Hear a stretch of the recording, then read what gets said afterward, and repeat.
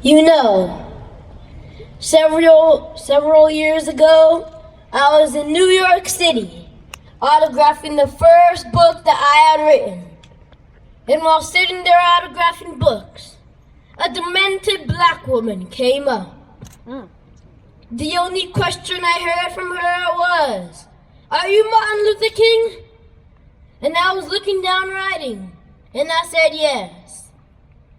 And the next minute, I felt something beating on my chest. Before I knew it, I had been stabbed by this demented woman. I was rushed to Harlem Hospital. It was a dark Saturday afternoon, and that blade had gone through, and the x-rays revealed that the tip of the blade was on the edge of my aorta, the main artery. And once that's punctured, you drown in your own blood. That's the end of you. It came out in the New York Times the next morning that if I had merely sneezed, I would have died. Well, about 4 days later, they allowed me, after the operation, after my chest had been opened and the blade had been taken out, to move around in the wheelchair in the hospital. They allowed me to read some of the mail that came in, and from all over the states and the world, kind letters came in. I read a few, but one of them I will never forget. I've received one from the president and vice president, but I've forgotten what those telegrams said. I've received a visit and a letter from the governor of New York, but I've forgotten what the letter said. But there was another letter that came from a little girl, a young girl who's a student at the White Plains High School. I looked at that letter and I'll never forget it. It said simply, "Dear Dr. King, I'm a 9th grade student at the White Plains High School." She said, "Well, it should not matter. I would like to mention that I'm a white girl. I read in the paper of your misfortune and of your suffering, and I read that if you had sneezed, you would have died. Well, I'm simply writing you to say that I'm so happy that you didn't sneeze." Amen. And I would like to say tonight, I would like to say that I too am happy that I didn't sneeze. Because if I had sneezed, I wouldn't have been around here in 1960 when students all over the South started sitting in at lunch counters. And I knew that as they were sitting in, they were really standing up for the best of the American dream and taking the whole nation back to those great wells of democracy, which were dug deep by the founding fathers in the Declaration of Independence and the Constitution. If I had sneezed, I wouldn't have been around here in 1961 when we decided to take a ride for freedom and ended segregation in interstate travel.